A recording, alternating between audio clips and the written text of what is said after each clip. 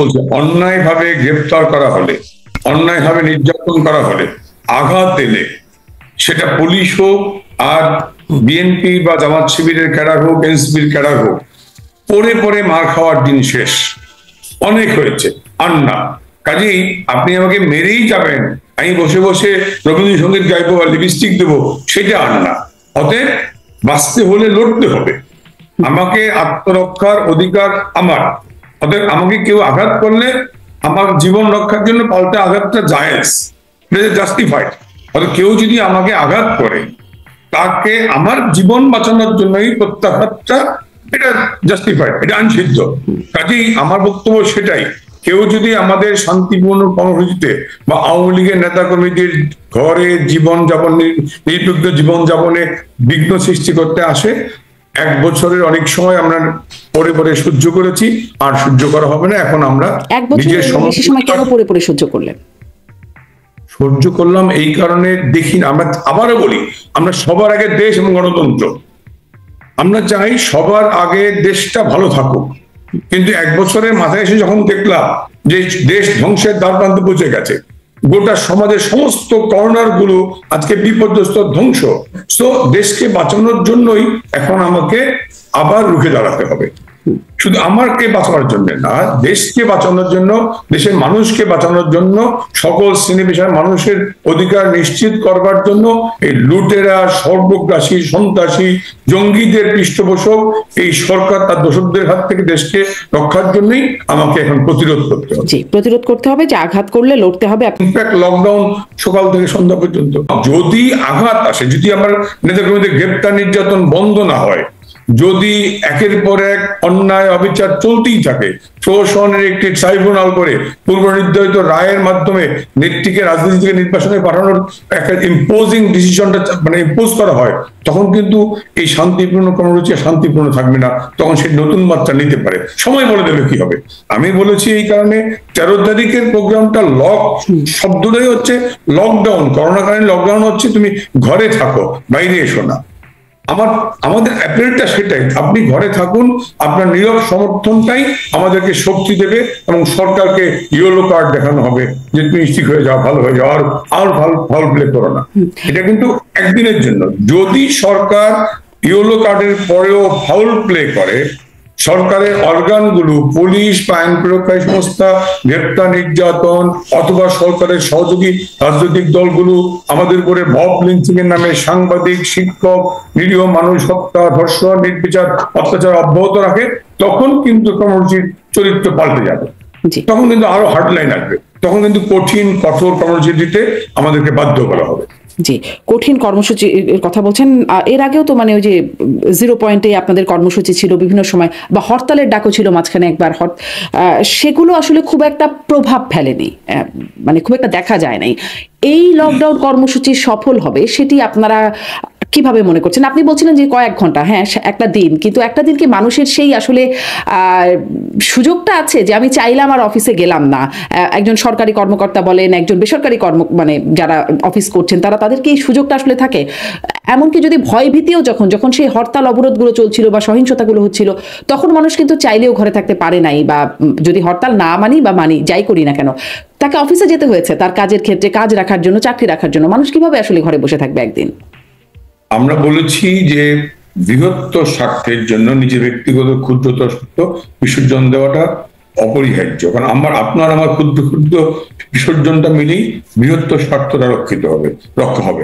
কাজেই আমার যে বক্তব্য সেটি হচ্ছে যে, আপনি বলছিলেন যে 10ই নভেম্বর বা 18ই ফেব্রুয়ারি, গত বছর 10ই নভেম্বর আমাদের নূর হোসেন দিবসে শ্রদ্ধার মানে জানানোর প্রোগ্রাম ছিল, বা সেই প্রোগ্রামটাকে শুধুমাত্র নূর হোসেন দিবসে শ্রদ্ধা জানাবো, 0 পয়েন্টে যাব, একটা মাত্র ফেসবুক কল, আর কিচ্ছু না, লিফলেট, পোস্টার, মাইকিং, কোনো মিডিয়া তো নাই।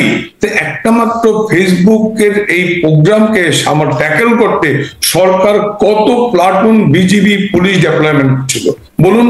কাজেই একটা মাত্র ফেসবুক কলে যখন সরকারের প্যান্ট নষ্ট হয়ে যায়, তখন বুঝতে হবে যে সরকার ক্ষণভঙ্গুর, দুর্বল।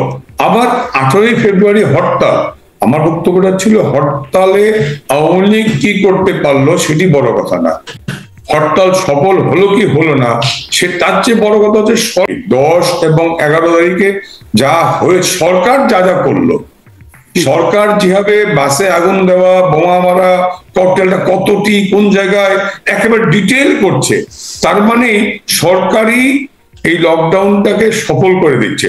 আমরা বলেছিলাম নির্বিঘ্নে, নিরাপদ, শান্তিপূর্ণ, সরকার সেটিকে লকডাউন সহিংস বানাচ্ছে।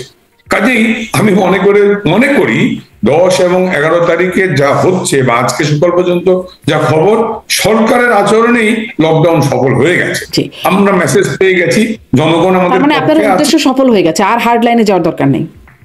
আমরা তো হার্ড লাইনে যাচ্ছি না 13 তারিখে, আগেই বলেছি। না, আপনি ওই যে বলছেন যদি আপনারা সফল না হয় তাহলে আপনাদের তাহলে আপনারা আরো হার্ড লাইনে যাবেন। আমরা দেখছি তো, যেটা আপনি বলছিলেন যে পুলিশকে চিহ্নিত করা, যারা আক্রমণ করছে তাদেরকে চিহ্নিত করা, অবশ্যই। ওই যে দেখলেন না 32 নম্বরে যারা লুট করে গিয়ে গ্রিল নিয়ে যাচ্ছিল, সেটাও কুমিল্লায় গিয়ে ওই ছুরিকাঘাতে মরে গেল।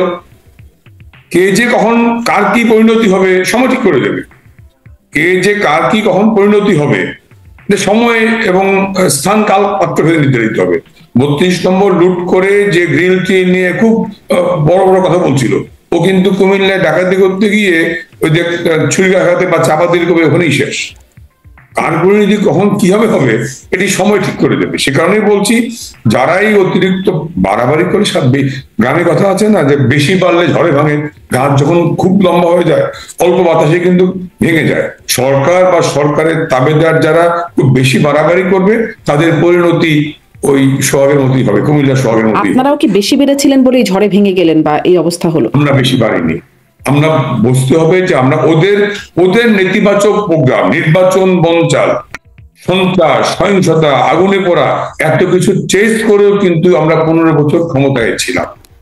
আমরা যদি মানুষ হত্যা করে ক্ষমতায় থাকতে চাইতাম, আমরা যদি আপনারা নিশ্চয়ই মনে থাকার সাহসী সংবাদকর্মী, মানুষ হত্যা করে, বিদ্রোহীদের দমন করে ক্ষমতায় থাকার নজির কিন্তু চীনে টিয়ানানমেন করে 10,000 মানুষ হত্যা করে কিন্তু CPP communist party of China ক্ষমতায় ছিল। কাজেই জননেত্রী শেখ হাসিনা বা আওয়ামী লীগ চাইতো যে বিদ্রোহী অথবা এই ছাত্র আন্দোলনের নামে যারা নাশকতা করছে এদেরকে হত্যা করে আমি ক্ষমতা প্রলম্বিত করব, চাইলে আমরা করতে পারতাম, আমরা আরো কিছু করতে পারতাম। মানে আর কত হত্যা হলে ক্ষমতা প্রলম্বিত করতে পারতেন? মানে আর কত হত্যা হলে?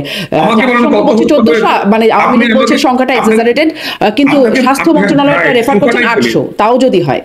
আমি বলি না, আমি 800 কেন, আমি সর্বস্বীকৃত রিপোর্ট, আপনি বলবেন 1400 বা 800, সরকারি গেজেট বলবে 600 বা 800, জাতিসংঘে পাঠাবেন 1400, কাজে কোনটা সত্য? তারপরে সেখান থেকে 50 জন মানুষ বেরিয়ে আসবে কবর থেকে, তাহলে কোন আদৌ কি মারা গেছে? কথার কথা, তর্কের খাতিরে কথা বলছি।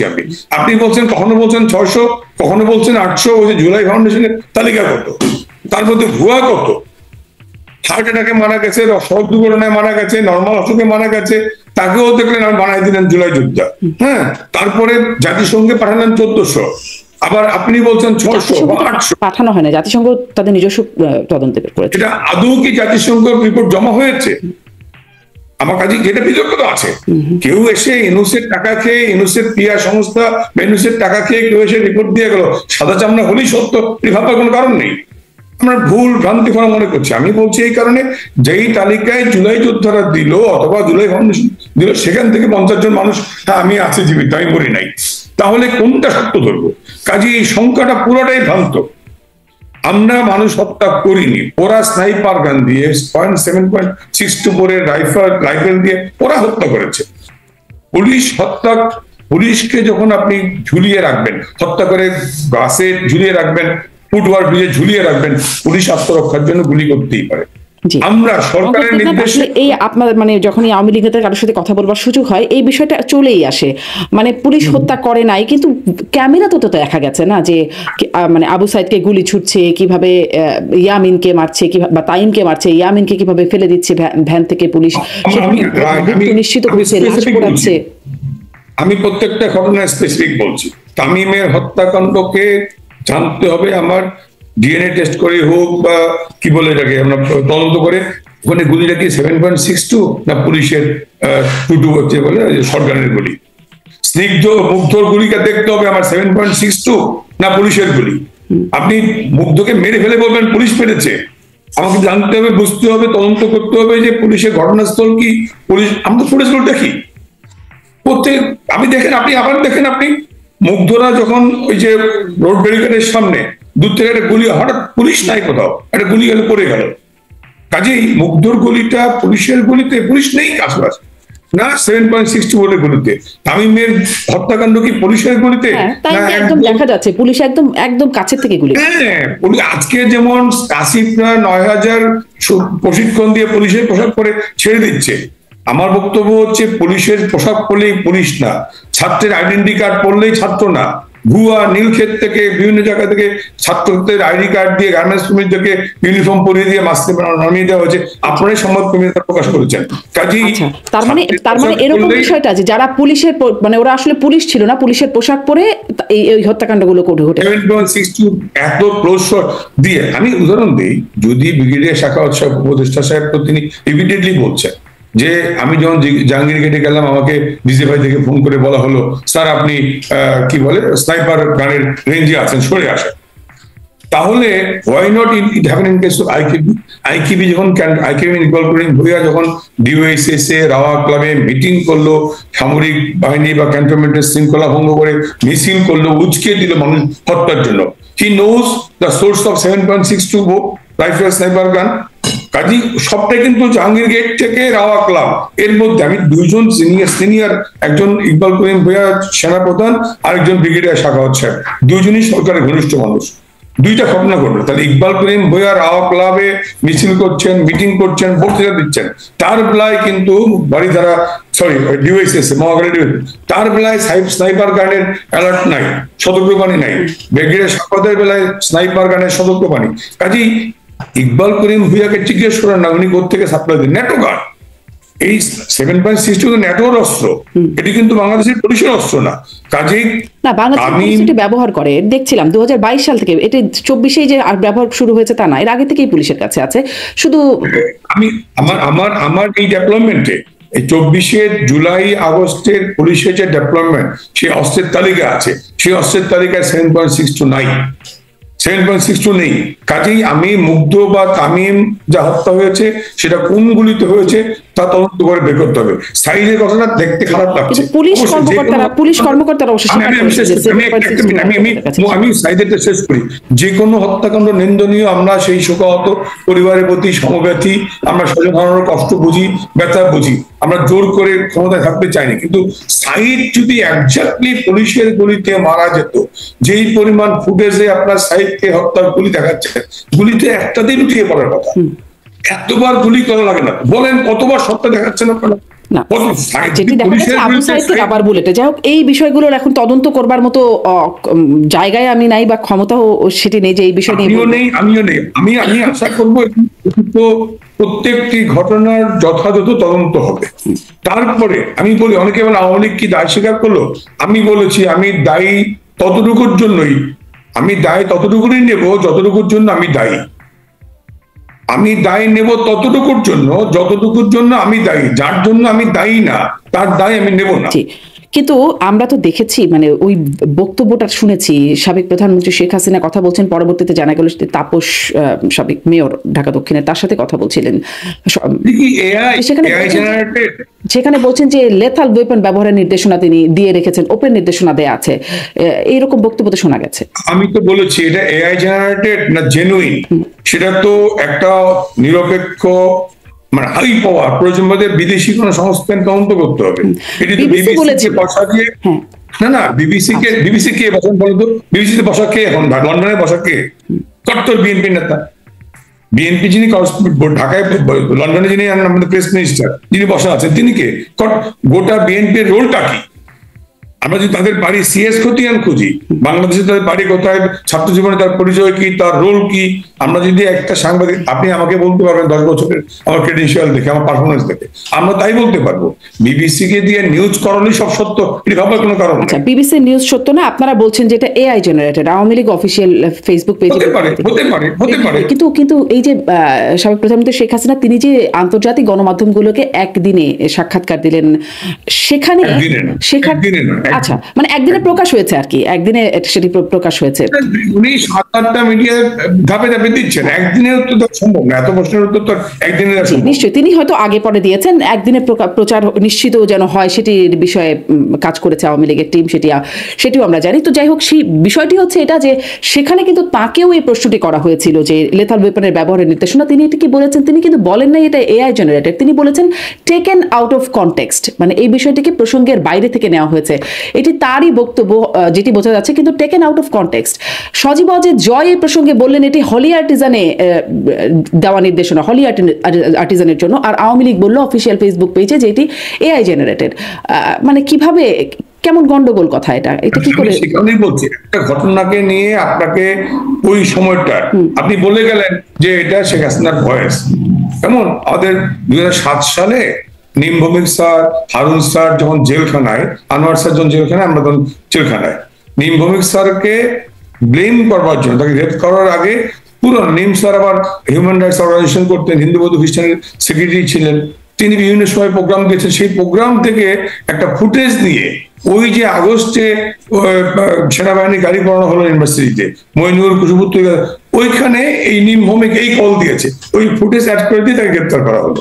কাজেই আপনি বা আমি বা এক্সপার্টরা বসে একসাথে দল নিরপেক্ষ কোনো সংস্থা প্রতিষ্ঠান যদি বসে, এটা কি হোলি আর্টিজানের সময় কল, না এটা এআই জেনারেটেড, না শেখ হাসিনার কল আদৌ না, অথবা এটা কোন বলা যাবে না। এখানে এক্সপার্ট টিম লাগবে কেন? যার বক্তব্য বলে বলা হচ্ছে শেখ হাসিনা সাবেক প্রধানমন্ত্রী, দুঃখিত, তিনি বলছেন এটি টেকেন আউট অফ কনটেক্সট, প্রসঙ্গের বাইরে থেকে নেওয়া হয়েছে, মানে তাহলে আর এক্সপার্ট টিম নিয়ে কেন বসতে হবে যেটি আসলে এআই জেনারেটেড কিনা? তাহলে টেকেন আউট অফ কনটেক্সট মানে এটার মিনিংটা কি? মিনিংটা হচ্ছে এটা হোলি আর্টিজানের কথা আপনি এখানে নিয়ে এসছেন, এটা হোলি আর্টিজানে হয়তো বলেছি রাতে, হোলি আর্টিজানের ওই রাতের অবস্থা আমরা 2রা জুলাই 1লা জুলাই, আওয়ামী লীগ কেন বলে এটা এআই জেনারেটেড?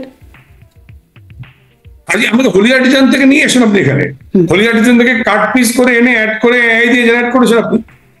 হোলি আর্টিজান যদি আমরা তো কেউ একজাক্টলি জানি না, কাজেই হোলি আর্টিজান থেকে কেটে এনে এখানে জেনারেট করেছেন আপনি, সো তাহলে এআই দিয়ে জেনারেট করে নিয়েছেন আপনি। জি, এটা হোলি আর্টিজান থেকেও না, সেটি ওই পুরো ফোন আলাপে দেখা যাচ্ছে যে মোহাম্মদপুর থেকে একটা টিম বেরিয়েছে, মানে পুরো কথোপকথনটাই আছে সেখানে। বিবিসি বলল সেটি আসলে টাকা খেয়ে করলো তারা, জাতিসংঘ বলল সেটাও টাকা খেয়ে হলো।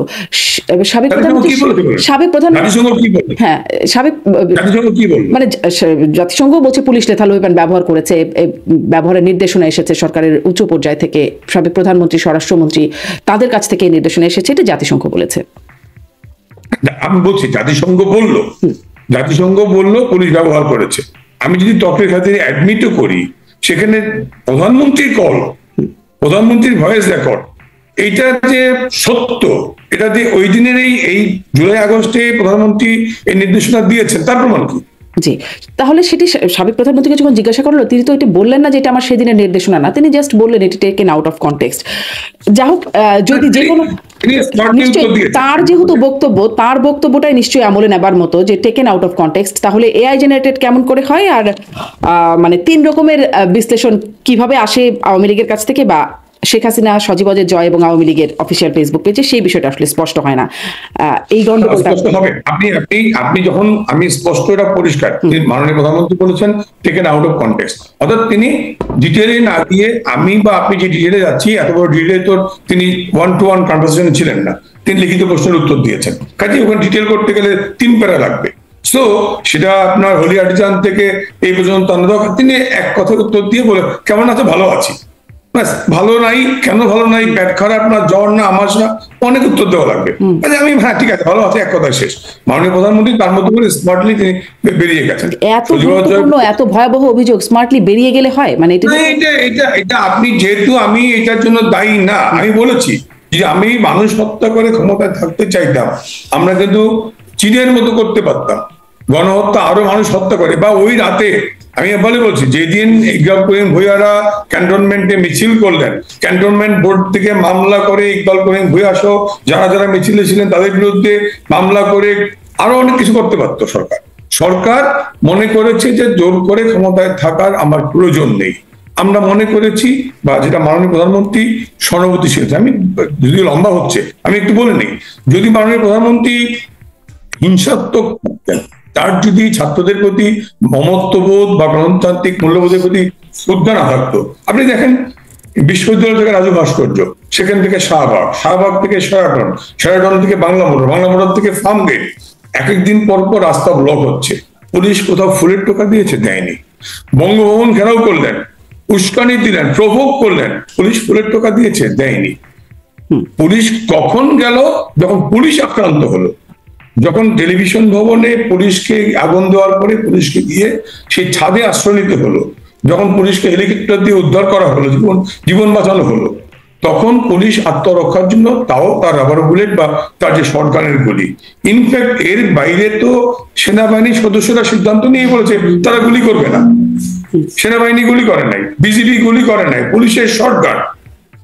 তাহলে 7.62 তো যারা এনেছে তারা পুলিশের পোশাক পরে, গার্মেন্টস এর ছেলে মেয়েদের এনে, মাদ্রাসার ছেলে মেয়েদের এনে, ছাত্রদের ইউনিফর্ম করে দিয়ে, ফলস ভুয়া কার্ড নীলগেট থেকে বা বিভিন্ন বস্তি থেকে কার্ড ছাপিয়ে ঝুলিয়ে দিয়ে রাস্তায় নামানো হয়েছে।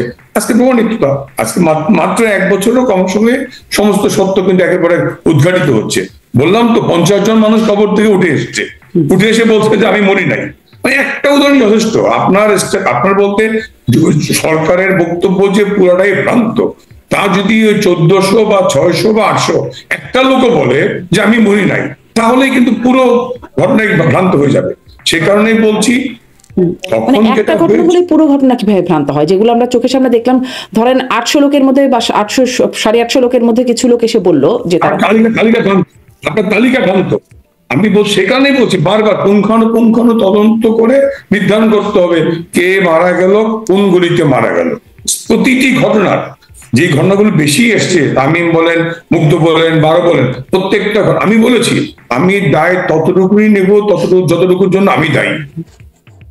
আমি দায় ততটুকু রিপিট করছি, ততটুকু আমি দায়ী। আমি কিন্তু ওই যদি 7.64 এর গুলিতে বা পুলিশের ড্রেস পরা ওই সন্ত্রাসীদের গুলিতে কেউ মারা যায়, সেই দায় আওয়ামী লীগের না, আমাদের। আমি এই বক্তব্যটা নতুন আজকে আপনার কাছ থেকে শুনলাম। মানে আমি অনেকদিন ধরে এই প্রসঙ্গটা কেন জানি চলেই আসে। আমি আজকে ঠিক করেছিলাম ঠিক কর্মসূচিটা নিয়ে কথা বলবো, কিন্তু প্রসঙ্গক্রমে এটা চলেই আসে। এই প্রসঙ্গে এইটা আজকে একটু শুনলাম যে পুলিশের ড্রেস পরে বা ছাত্রদের ড্রেস পরে অন্যরা, যারা আসলে পুলিশ না বা অন্যরা ছিল, তারা এখানে আসে। যাই হোক, এই তদন্ত আসলে আপনাদের ভাষ্য এবং বাকি ভাষ্যগুলোর মধ্যে পার্থক্য যেটি পাওয়া যায়, সেটির একটা জায়গায় গিয়ে মিলবে কিনা জানি না। আবারও আসি আপনাদের কর্মসূচি নিয়ে, যেহেতু তদন্তর বিশ্লেষণ এই মুহূর্তে দেওয়া সম্ভব হচ্ছে না, আপনাদের কর্মসূচিটি নিয়ে আসি যে আপনারা বলছেন যে আপনাদের উদ্দেশ্য বা যদি লক্ষ্য পূরণ না হয় তাহলে আপনারা সামনে আরো কঠোরতর আন্দোলনে যাবেন। কিন্তু এই প্রশ্নটাও করতে চাই, মানে আগেরটা দিয়ে বলছিলাম যে আগের হরতাল বা যে কর্মসূচি ছিলেন সেখানে আসলে যে খুব প্রভাব ফেলার মতো দেখা যায় না। আপনি বলছেন সরকার ভীত হয়েছে।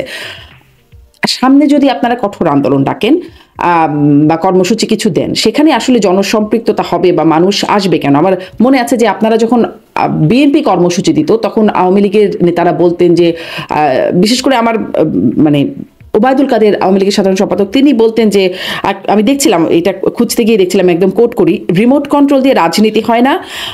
এটি তারেক রহমানের উদ্দেশ্যে বলছেন সাহস থাকলে দেশে আসুন, রাজনীতি করুন, জেলে যাওয়ার সাহস রাখুন। লন্ডন থেকে ডাকে আর জনগণ সাড়া দেবে না। বিএনপি নেতারাও এই আন্দোলনের ডাককে ভুয়া বলে। আপনাদের নেতারা আসলে এই রিমোট কন্ট্রোল ডাককে, অবশ্য একটু কম রিমোট, লন্ডন থেকে আর এখানে হয়তো ভারত থেকে একটু কম রিমোট, কিন্তু রিমোট কন্ট্রোল ডাকে একটু পার্থক্য আছে। এই যে লন্ডন বা আমরা কেউ কলকাতায় বা দিল্লিতে বা সিঙ্গাপুরে, মালয়েশিয়ায়, বিএনপি নেতারা লন্ডনে ছিলেন। বিএনপি জামাতের নেতারা সবাই, সাকাতুদ্দি বলেন, বেহেশত রাজ্জাক বলেন বা মীর কাসেম আলী বলেন, তাদের সকল পরিবারে কিন্তু লন্ডনে ছিলেন। কেউ দুবাই ছিলেন, কেউ মালয়েশিয়া ছিলেন। তারা থেকে আন্দোলন পরিচালনা করেছেন। আমাদের তা লাগবে না, কারণ আমাদের সামনে যে ইতিহাসটা আছে, আমরা 75-এর পরে, আমরা যদি 71-এ আমরা ছোট, আপনারা ছোট, 71-এর ইতিহাসও আছে, 75-এর ইতিহাস, 75 পরবর্তী ইতিহাসও আছে। আমরা কিন্তু 75-এর পরে যে জেনারেশন মাটিতে ছিল, গ্রাউন্ডে ছিল, আমি আজকে একটু আগে ফেসবুক কমেন্টসে রিপ্লাই দিচ্ছিলাম, আমাদের কথা ভুলে যাও, আমরা হয়তো পরামর্শ, শক্তি, সাহস যোগাতে পারবো। তোমরা যারা মাঠে আছো, তোমরাই আগামী দিনের ভবিষ্যৎ। 75-এর পরে কিন্তু তাই হয়েছে। 75-এর পরে কিন্তু যারা মাঠে থেকে জেল খেটেছে, নির্যাতিত হয়েছে, যারা নেতৃত্ব দিয়েছে, দলকে পুনর্গঠিত করেছে, তারাই কিন্তু নেতা হয়েছে। অজত্তরের পরে রাজ্জাক সাহেব, জাতীয় নেতা রাজ্জাক ভাই, তোফায়েল ভাইয়ের মতো নেতারাই কিন্তু মেইন স্ট্রিম পলিটিক্সে চলে এসেছেন ভারতে। তখন বয়স কত? 33, 34, 35। আব্দুর রাজাক তোফায়েলের বয়স কিন্তু তখন 33, 34, 35। তারাই কিন্তু আফটার 75, 2 বছর 2.5 বছর জেল খেটে বেরিয়ে এসে পার্টিকে রিফর্ম করলেন। নেত্রী দিল্লিতে ছিলেন, ইন্ডিয়াতে ছিলেন, তার কাছ থেকে পরামর্শ নিয়েছেন, সাজেশনস নিয়েছেন, নির্দেশনা নিয়েছেন, এবং সেইভাবে দলকে গুছিয়ে নিয়ে তারা 79 নির্বাচন এবং 81-তে নেত্রীর ফিরে আসা। কাজেই আমরা যারা বাইরে থেকে পরামর্শ দিচ্ছি, আমি বলেছি আমরা পরামর্শ দিতে পারবো, সাহস যোগাতে পারবো, বা অন্য কোনো সাপোর্ট দিতে পারবো। যারা মাঠে আছে তারাই আগামী দিনের নেতা। যারা মাঠে থেকে সাহসের সাথে এগিয়ে আসবে তারাই কিন্তু সময়ের পরীক্ষায়। ডাকটা তো আপনারা দিচ্ছেন, মানে আন্দোলনের ডাকটা তো আপনারা দিচ্ছেন, যে এই দিন লকডাউন পালন করো, এই দিন ধর্মঘট, এই ডাকটা তো আসলে বাইরে থেকে আসে। ডাকটা আমরাই দেবো। আমরা বলতে আওয়ামী লীগের একটা কমিটি আছে, আওয়ামী লীগের সেন্ট্রাল ওয়ার্কিং কমিটি আছে। আমি বলি গোটা আওয়ামী লীগের কেউ দেশে নাই, তারা আসলে রিমোট কন্ট্রোল দিয়েই বা দূর থেকেই আসলে। আমি এই ধারণা ভুল, আপনাদের ভুল এই কারণে বলছি যে আওয়ামী লীগের 3.5 টার্ম বা প্রায় 4 টার্মের মেয়াদে প্রায় 500-র উপরে এমপি মন্ত্রী নিয়ে 500, ওয়ার্কিং কমিটি 81, 2-3 মেয়াদে ওয়ার্কিং কমিটিতে মোর দেন 100 হচ্ছে। 500-600 মানুষের মধ্যে ভারতে আছে কত? 70-80 জন, জেলে আছে 100-150। বাকিরা কিন্তু দেশে। আপনি 600-700 মানুষের মধ্যে যারা এমপি অ্যাবাভ বা ওয়ার্কিং কমিটি অ্যাবাভ, কাজেই এরা কিন্তু ভারতে আছে 70-80 জন, জেলে আছে 100-150, আমেরিকা, লন্ডন মিলে সব মিলিয়ে 200 মানুষ, 250 মানুষ বা 300 মানুষ বাইরে আছে। এত নেই, কিন্তু বাকিরা কিন্তু সব দেশে থেকে। এমপি মন্ত্রী বাদ দেন, আমার কিন্তু উপজেলা চেয়ারম্যান আছে, ভাইস চেয়ারম্যান আছে, মেয়র আছে, পার্টির ডিস্ট্রিক্ট কমিটি আছে, তারা কিন্তু কাজ করছে। তারা কাজ করছে এবং তারা দেশে আছে আমরা জানি। কিন্তু আমি প্রশ্নটা এটি করছিলাম যে যখন আন্দোলনের ডাক দিচ্ছেন নেতারা, তারা নিরাপদে থেকে বা দেশের বাইরে থেকে তারা যখন ডাক দিচ্ছেন, সেই রিমোট কন্ট্রোল যেটাকে আপনারা টার্ম দিয়েছিলেন, রিমোট এটা ভার্চুয়ালি, মানে আপনারা তো আন্দোলনে নামছেন না, মানে রাস্তায় তো আপনারা নামবেন, সবাই সবসময় নামবেন। যার বয়স 60 অ্যাবাভ তার পক্ষে আন্দোলন নামা শুরু, যার বয়স বিলো 40 তিনিই নামবেন, যিনি 18 to 25, 30 তিনিই নামবেন। তাহলে তারেক রহমানের কথা বলতেন কেন? তখনও তারেক রহমান বিলো 40 ছিলেন না যখন আসলে সেই রিমোট কন্ট্রোল ডাকগুলো দিতেন আন্দোলনের। তারেক রহমান তো তার গ্রাউন্ডের সাথে তার কাজটা ছিল না, গ্রাউন্ড রিয়েলিটি বুঝতে পারতেন না। গ্রাউন্ড রিয়েলিটি বুঝতে পারলে, অর্থাৎ দল বিএনপি বা আওয়ামী লীগের মতো এই যে গণসংগঠন, ম্যাস অর্গানাইজেশনটা কিন্তু নির্বাচন সম্মেলনে বিকশিত হয়। আপনি দেখবেন আওয়ামী লীগ বা যারা গণসংগঠন গুলো, এত বড় দলগুলো কিভাবে ইউনিয়ন পর্যায়ে নির্বাচন, উপজেলা নির্বাচন, পার্লামেন্ট ইলেকশনে কিন্তু দল শক্তিশালী হয়। 79 নির্বাচনে আমাদেরকে জোর করে হারিয়ে দেওয়া হয়েছিল, কিন্তু নেত্রী ফিরে যাওয়ার প্রেক্ষাপট তৈরি হয়েছিল। 79 আপনি তো আপনার মনে, আমরা ছোট কিন্তু আমার মনে আছে, 79 সালের নির্বাচনে আওয়ামী লীগকে মাত্র 39 সিট দেওয়া হয়েছিল, জিয়াউর রহমান দিয়েছিল, একেবারেই জোর করে হারিয়ে দেওয়া হয়েছিল। মাত্র 2.5 মাসের পার্টি বিএনপি অ্যাবাভ 200 সিট নিয়ে গেল। কাজে ভোট কাকে বলে কত প্রকার জিয়াউর রহমান শিখিয়েছিলেন। সো আপনারা সেটা প্র্যাকটিস করেছেন, আমাদের সে প্র্যাকটিস করা লাগে না। আমরা তো 70 জনগণের সমর্থন নিয়ে ক্ষমতায় এসেছি। আমরা তো ইলেকশন 54 নির্বাচন করেছি, 70 নির্বাচন করেছি, আমাদের নির্বাচন করেছেন, 24 নির্বাচন, হ্যাঁ আমরা করেছি। আমরা তো নির্বাচন করেই এসেছি। 14-18-তে বিএনপি নির্বাচন বর্জন করেছে। নির্বাচন এলে ফলাফল ভিন্ন হতে পারতো, নির্বাচন আসেই নেই। 18-তে এসেছিল, আমরা তো এখন আসতে চাই। এসেছিল কিন্তু ফলাফল আসলে যেটা হয়েছে সেটা গ্রহণযোগ্য হয় নাই। এমনকি আওয়ামী লীগের বিএনপি 18-তে এসেছিল, এক সিটে কয়জন প্রার্থী ছিল বলেন? একটা সিটে বিএনপি কয়জন প্রার্থী ছিল? বিএনপি এসেছিল কিন্তু একটা আসনে বিএনপি কয়জন প্রার্থী ছিল? কাজেই দলের তো নেতার চরিত্র যদি মনোনয়ন ব্যক্তির কাছে জিম্মি হয়ে যায়, অর্থাৎ তিনি একটা কনস্টিটুয়েন্সিতে 3 জনকে মনোনয়ন দিলেন, সকালে একজন বিকালে একজন, কর্মীরা কি করবে? কাজেই সেক্ষেত্রে হচ্ছে নেতৃত্বের প্রতি একটা কারণ হিসেবে আপনি দায়ী করতেই পারেন, কিন্তু অনেক কতগুলো কেন্দ্রে শতভাগ ভোট পড়েছে, রাতে যে ভোট পড়েছে সেই বিষয়গুলো আসলে বিবিসির প্রতিবেদন। এমনকি আমি আমাদের বলি রাতের ভোটটাও কিন্তু মিডিয়া পারসেপশন। আমি যদি উল্টো প্রশ্ন করি, কেউ কি ভোট কেন্দ্রে গিয়ে ভোট দিতে পারে নাই একটা নজির আছে? কেউ কি ভোট কেন্দ্রে গিয়ে দেখছে ভোট দেওয়া হয়ে গেছে? একটা নদী দেখাতে পারবেন আপনি?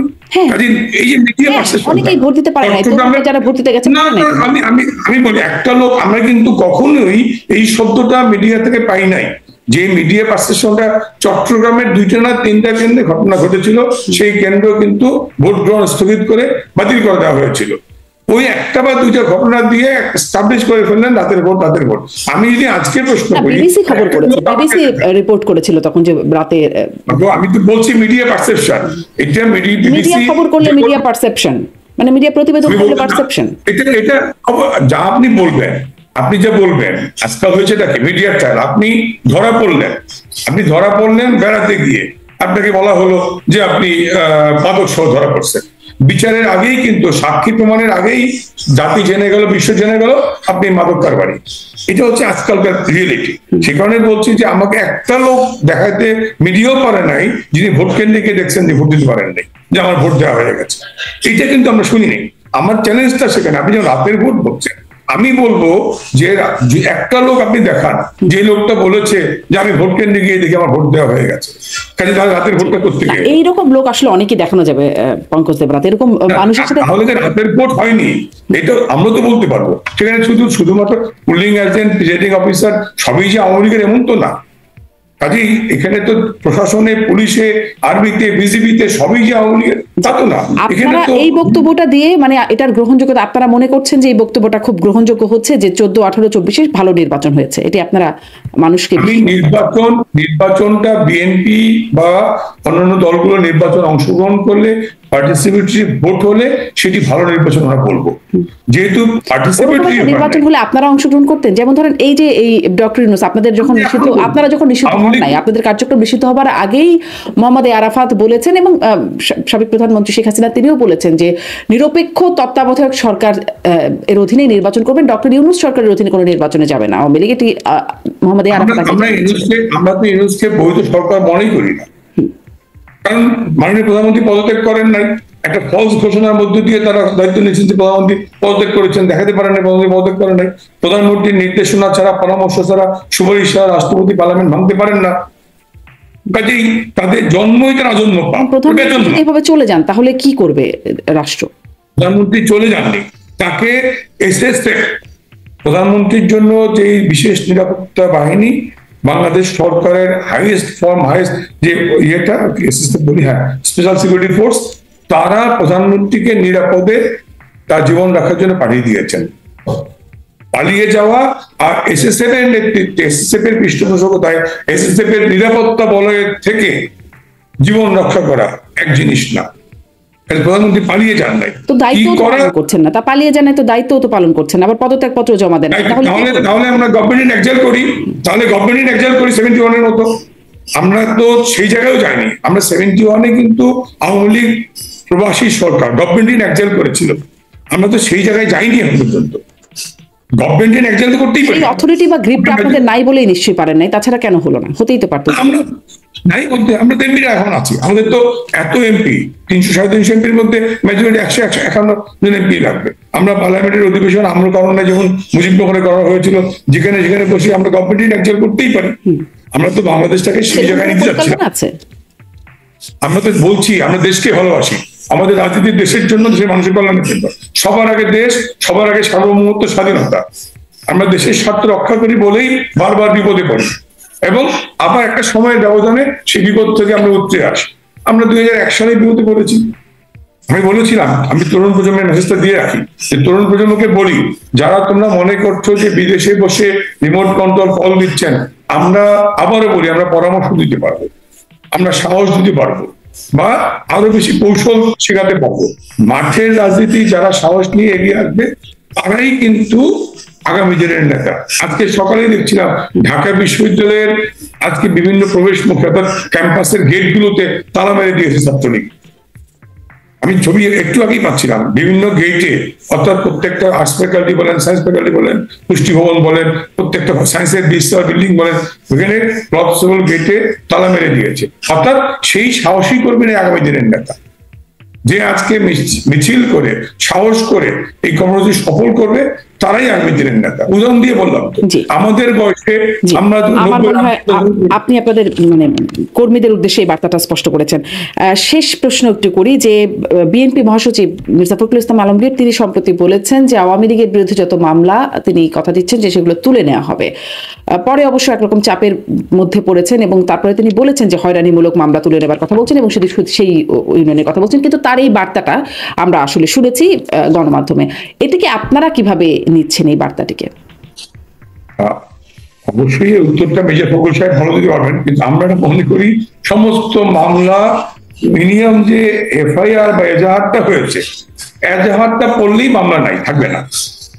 যদি আইনের শাসন পুনঃপ্রতিষ্ঠা করা যায়, ন্যায় বিচারের পথ নিশ্চিত করা যায়, মব লিঞ্চিং এর মাধ্যমে হাইকোর্টকে ধ্বংস করা না যায়, বিচার ব্যবস্থা ধ্বংস করা না হয়, তাহলে কিন্তু এর একটা মামলাও কোনো মেরিটে টিকবে না। আপনি একটা ঘটনায় দিনাজপুরের একটা মার্ডারে 4টা মামলা হয়েছে, কাজেই 4টা মামলা যখন হয় একটা মামলা টিকবে না। আর মামলার এজাহারে অর্থাৎ মামলা বাণিজ্য করতে গিয়ে, গ্রেপ্তার বাণিজ্য করতে গিয়ে ওই জামাতি পুলিশ আর বিএনপির জামাতের নেতারা যেভাবে মামলা করেছেন, কাজেই বললাম না, এক মামলা হয়েছে হত্যা মামলা, স্ত্রীকে দিয়ে মামলা করানো হয়েছে, স্বামী বলছে আমি জীবিত। এরকম বহু ঘটনা আছে। মামলার এজাহার গুলো করলে একটা মামলাও টিকবে না। কাজেই যারা সিনিয়র পলিটিশিয়ান, যারা সিনিয়র লয়ার, তারা বারবার বলছেন এই মামলা টিকবে না, থাকবে না। কাজেই আমাদের প্রয়োজন হচ্ছে আইনের শাসন নিশ্চিত করা, ন্যায় বিচারের পথ নিশ্চিত করা।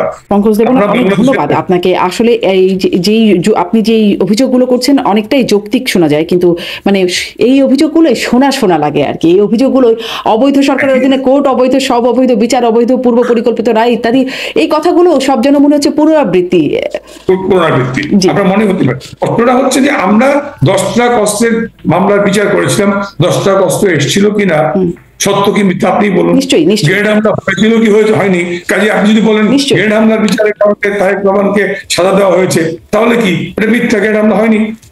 আপনি যদি কম্পেয়ারটা করেন তাহলে কি গ্রেড হামলা হয়নি, 10টা কষ্ট আসেনি।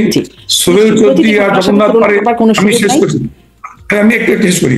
ওই যে বিচারক জালগাটি মনে আছে, জগন্নাথ পারে আর সোহেল চৌধুরীকে গাড়ি বোমা বিস্ফোরণ করে পুড়ে হত্যা করলো, তাহলে ওরা মারা যায়নি।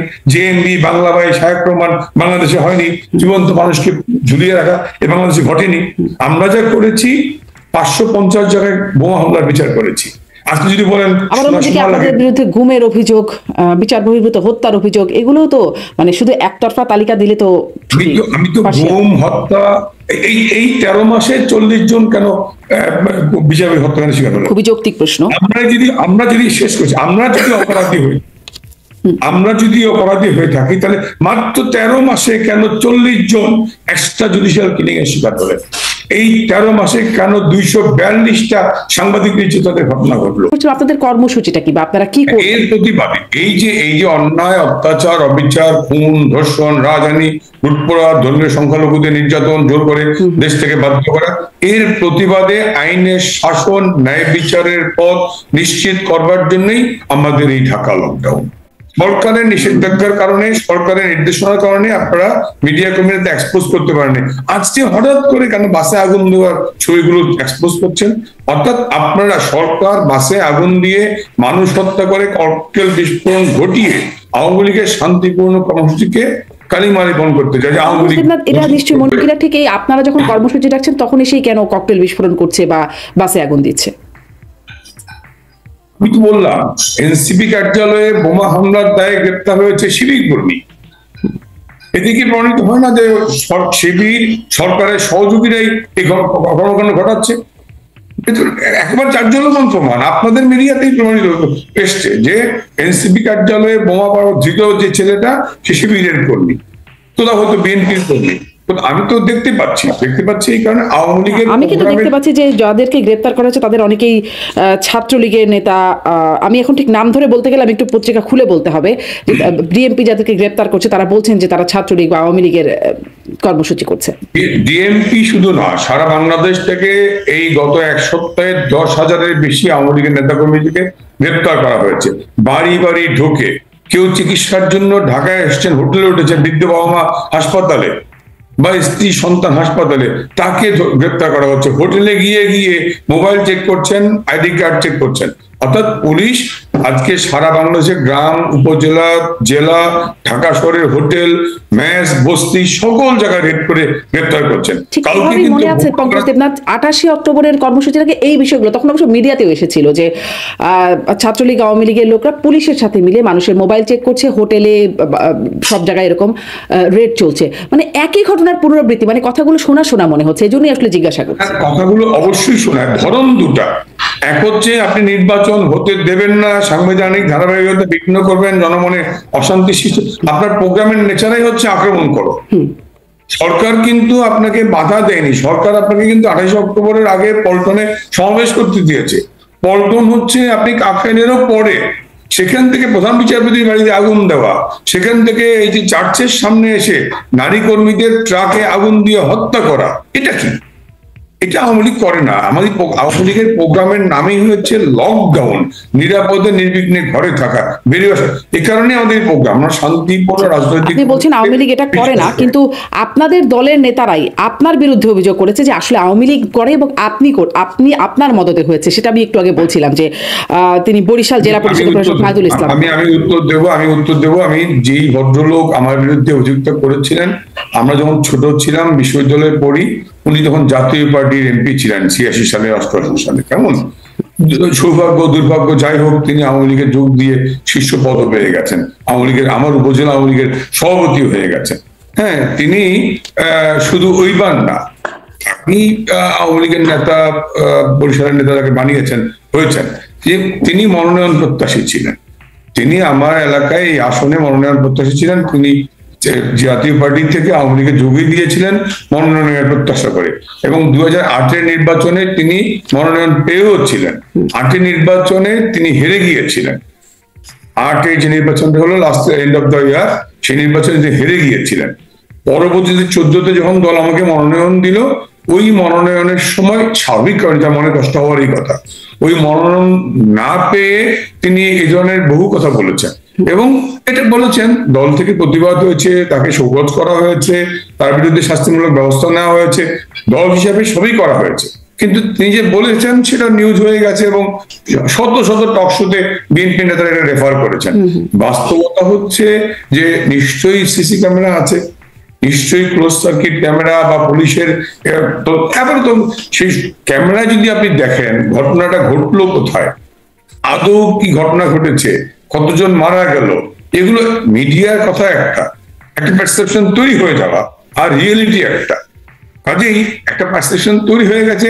আমি এটার বিরুদ্ধে ভুরি ভুরি অভিযোগ ব্যাখ্যা এনেও থামাতে পারবো না, আমি চুপচাপ থাকছি। এই কারণে একটা রিয়ালিটি একটা, মানে আপনি বলছেন, আপনার দলের আরেকজন বলছে ওদিকে, অন্যদিকে বিএনপির লোকেরা এখনো আর একরকম কথা হচ্ছে। তো মানুষ আসলে রিয়ালিটি, যে আপনার কথাকে রিয়ালিটি মনে করবে আর বিএনপি নেতাদের কথাকে মনে করবে না, বা যারা আপনাদের বিরুদ্ধে অভিযোগ করছে তাদের কথাকে মনে করবে না রিয়ালিটি, এটি কেন মনে হচ্ছে আপনাদের? না, আমি জনগণের নিশ্চয়ই তার বিবেক বা চিন্তা শক্তি, বোধ শক্তি, তা দিয়ে তিনি ভাবতেন। হ্যাঁ, কাজেই মানুষ তার বিবেক বুদ্ধি খাটিয়ে, তার চিন্তা শক্তি খাটিয়ে বুঝে নেবেন কোনটা সত্য। কাজেই আওয়ামী লীগের পক্ষে এত নির্যাতনের পরে দাঁড়িয়েও সরকার যে এত ভীত হয়ে গেল, 14 মাসে আওয়ামী লীগ দেশ ছাড়া, ঘর ছাড়া, বাড়ি ছাড়া, সর্বস্ব লুটে নিয়ে গেছে ধ্বংসের দ্বারপ্রান্তে।